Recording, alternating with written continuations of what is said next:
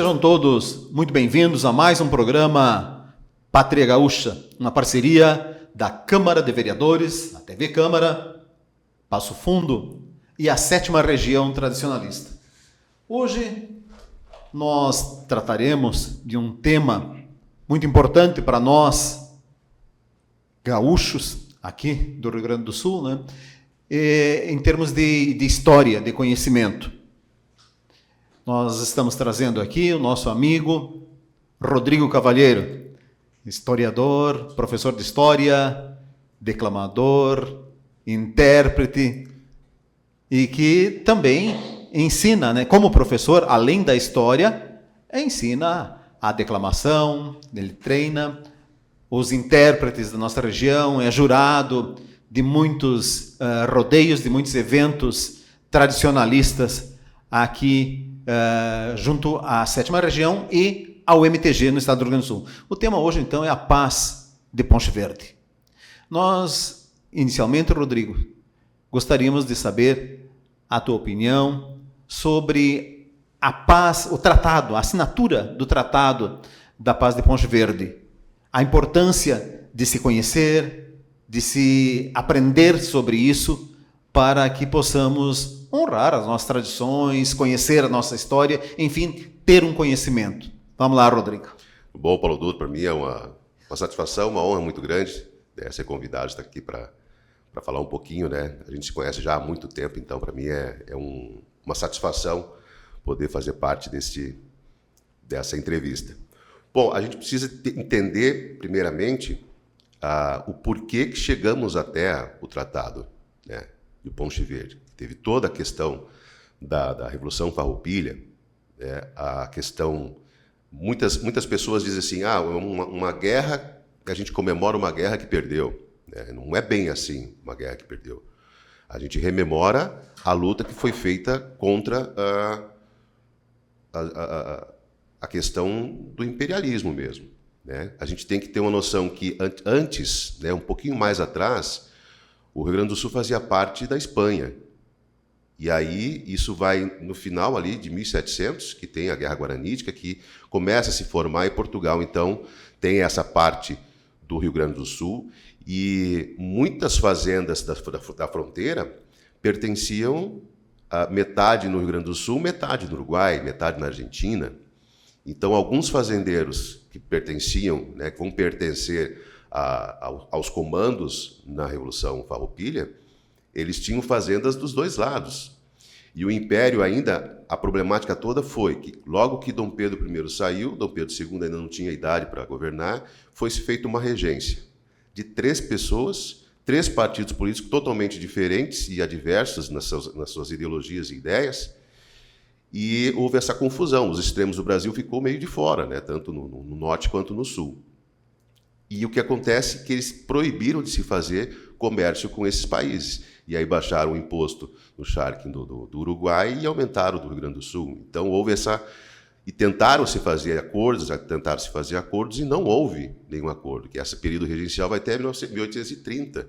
Então, muito próximo. Depois vai assumir Dom Pedro, mas ainda com 12 anos. Né? Não tinha nem capacidade de governar um país. E aí, por isso, que tentou-se fazer acordos com o Império, a questão dessa economia, e não só essa economia, muitos recursos que eram para vir para o Rio Grande do Sul, para estradas, pontes, escolas, não viam o necessário. Então, era, como eu falei, os extremos do Brasil ficaram de lado, né? Foram deixados de lado. É por isso que a gente tem inúmeras revoltas que acontecem no Brasil, ou é Bahia, ou é Belém, ou é Maranhão, ou é Rio Grande do Sul, ou é Santa Catarina, né? Sempre os extremos foram deixados de lado. E aí se houve, então, essa revolta, e aí eu digo para os meus alunos, né, que o pessoal diz, ou é revolta dos farrapos, né, guerra dos farrapos, ou é revolução farroupilha. Né? Qual é o certo? Na verdade, os certos são os 3, dependendo do momento que ocorre.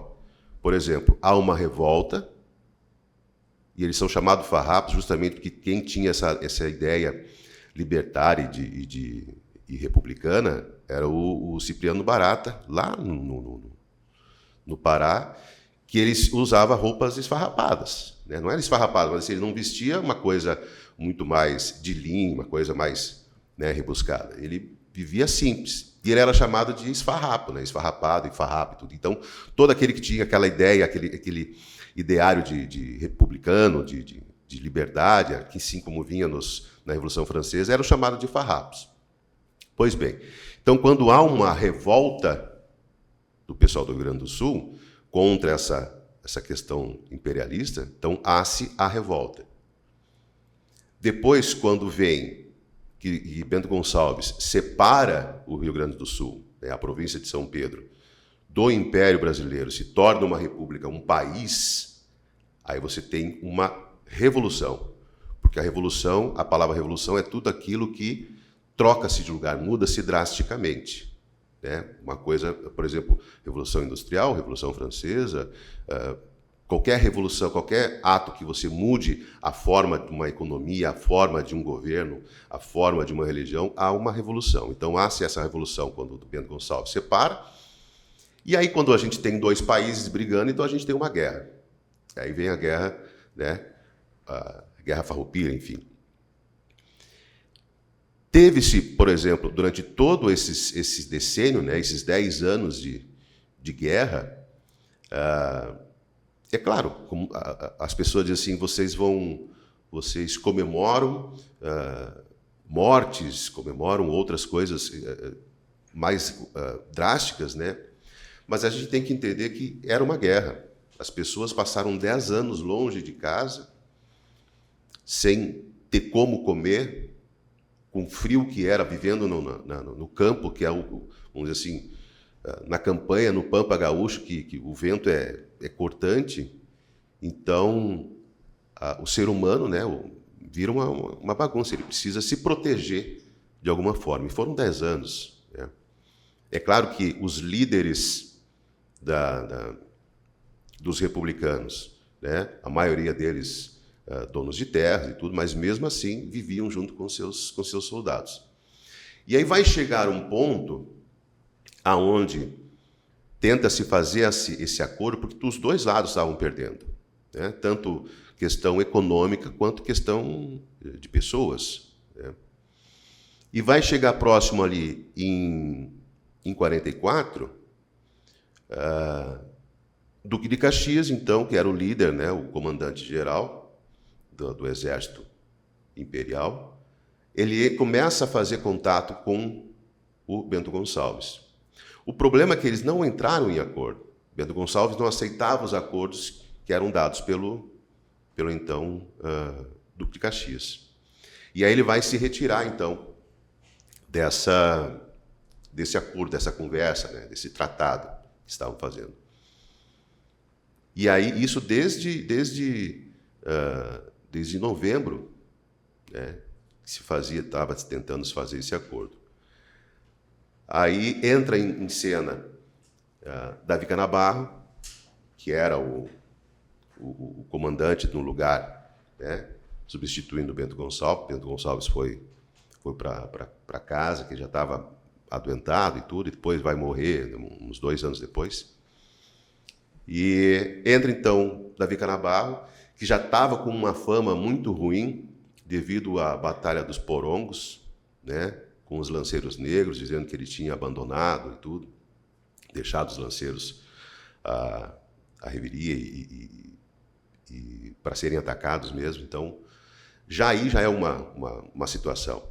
Né, dizer assim, muitos dizem assim, então Davi Canabarro aceitou porque era melhor para ele, que ele tinha ganhado alguma coisa por fora. Mas não foi bem isso. E aí, em 23 de fevereiro de 1845, começa-se, então, as novas tratativas. Por isso que a gente diz que a Semana da Paz, né, é justamente essa semana, que vai de 25 até dia 1º de março, eles analisando os escritos, né, os tratados e tudo, para poder, então, se efetivar. Foi realizado ali na região de Ponte Verde, né? Hoje na região ali de Dom Pedrito, que era chamada a Fazenda da Cristalina. Era Cristalina? Ou Carolina, não me lembro agora. Então eles se reuniram com um tratado. Os republicanos queriam que fosse chamado Tratado de Paz, mas Duque de Caxias disse que não era para ser um tratado de paz, que podia ser tratado de Ponte Verde.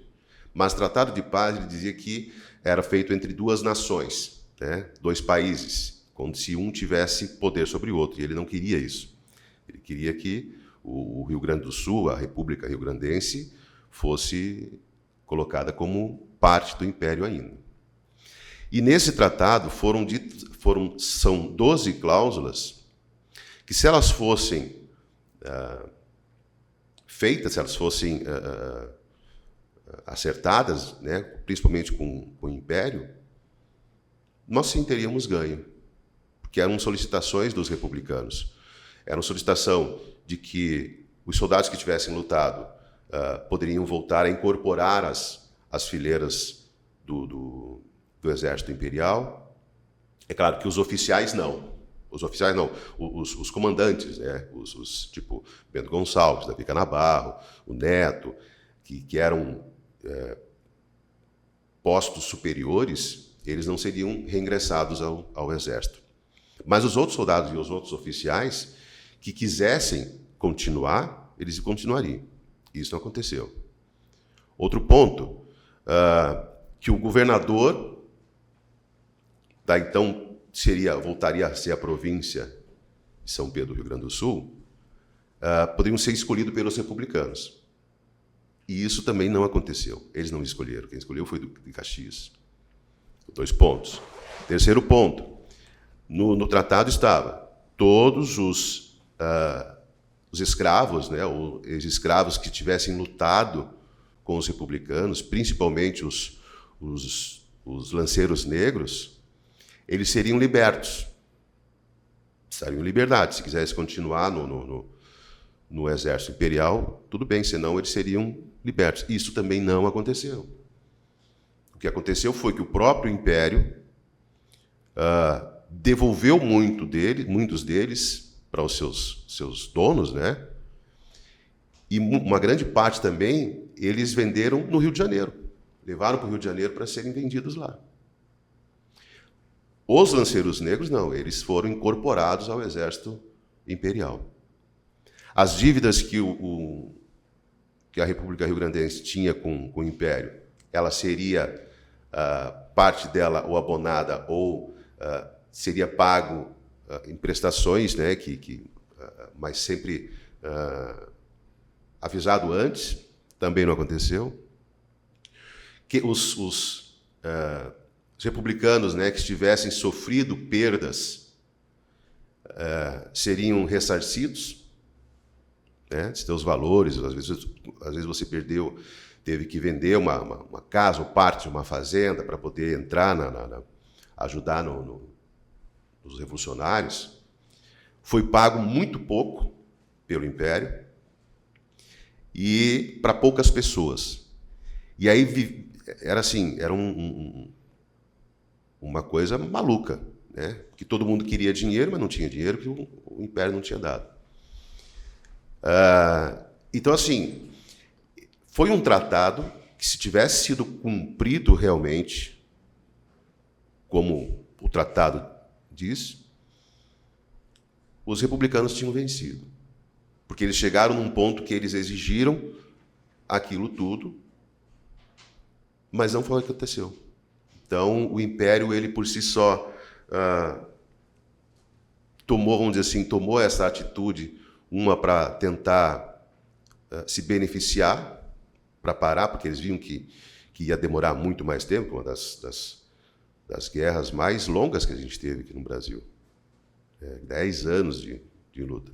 E eles estavam perdendo demais, porque eles não conseguiam lutar aqui no Pampa Gaúcho, né, devido às próprias intempéries, o vento, né, o espaço do campo.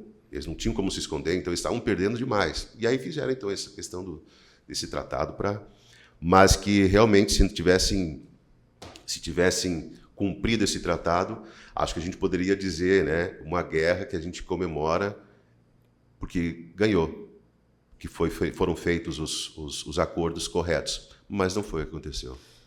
Rodrigo, esse assunto, ele dá muito pano para manga, né? E nós vamos ter mais tempo para conversar, continuar a conversa sobre esse assunto, porque aqui o nosso podcast ele tem um limite, né? Nosso programa aqui, e nós queremos agradecer, porque a formação do Rio Grande do Sul é muito importante, né? É um estado jovem, Totalmente. como província, muito jovem, né? E a gente, às vezes, no meio das comemorações, que eu prefiro chamar de rememorações, Exato. porque comemorar, às vezes, morte não é algo agradável, né? Mas nós ficamos muito gratos pela tua aula hoje aqui sobre o Tratado da Paz de Ponche Verde, que nós chamamos de Tratado de Paz, né? O Império nem tanto, né? Sim. Na época. E nós gostaríamos de esse podcast encerrar contigo cantando uma música alusiva também ao tema. Obrigado, Rodrigo, Eu e até uma agradeço. próxima. Até, obrigado. Vento Negro, de José Fogaça.